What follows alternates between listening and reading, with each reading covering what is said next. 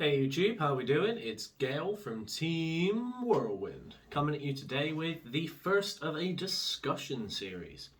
Today I want to be talking about GOAT format, and does it have merit in modern Yu-Gi-Oh? Now what do I mean by this? What I mean is, does GOAT format have a reason to be played by today's players other than the nostalgia aspect?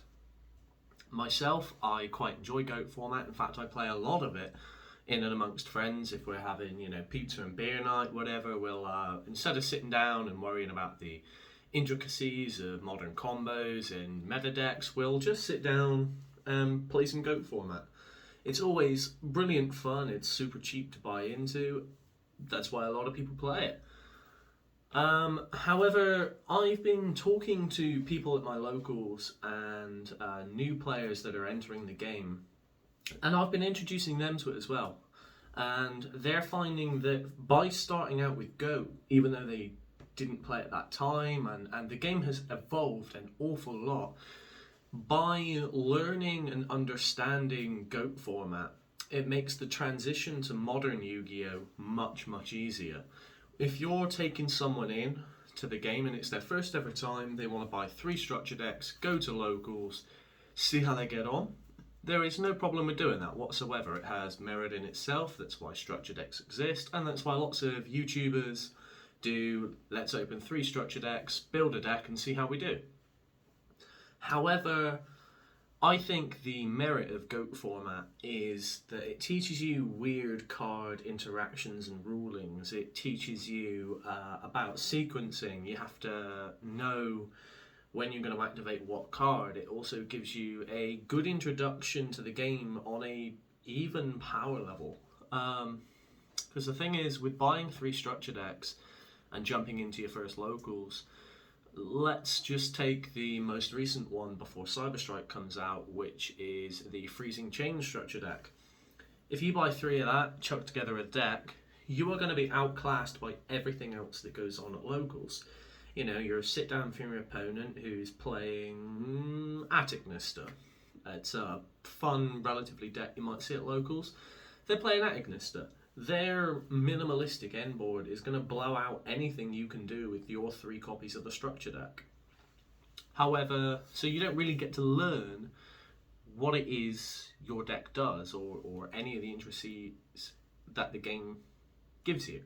However, if you are playing against another GOAT player, even if they're playing a Chaos build, the meta of GOAT format,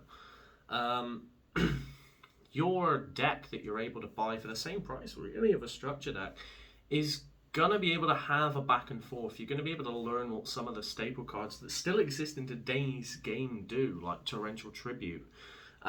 You'll also learn just the fun of sacking a magic cylinder for no reason, or what a tribute summon is, or a fusion summon, or learning that your plays can be interrupted with things like Book of Moon. I think it has a lot of merit coming into it. Now, are there downsides to playing GOAT format before the modern format? Absolutely. One of them that I see is that it teaches players quite bad habits. What I mean by this is they'll look at a hand, and because they're so used to the game being slower and not necessarily what it's like in the modern format, they'll wait until their next turn where they can OTK, so they just set a card and pass. Today's format, that doesn't really fly. However, I think as an overall, GOAT format is much better than the structure decks that Konami puts out to get players into the game. So as a result, what I'm going to be doing on the channel is I would like to make this channel more bringing people in and showing them what Yu-Gi-Oh! Is all about. I'm going to be introducing some GOAT content.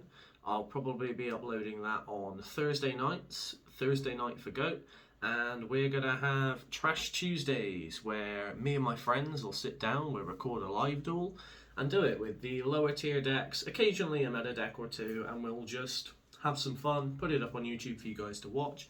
There'll still be a bunch of awesome deck profiles coming, but for now, that's my discussion about GOAT format. Stay tuned and thank you very much.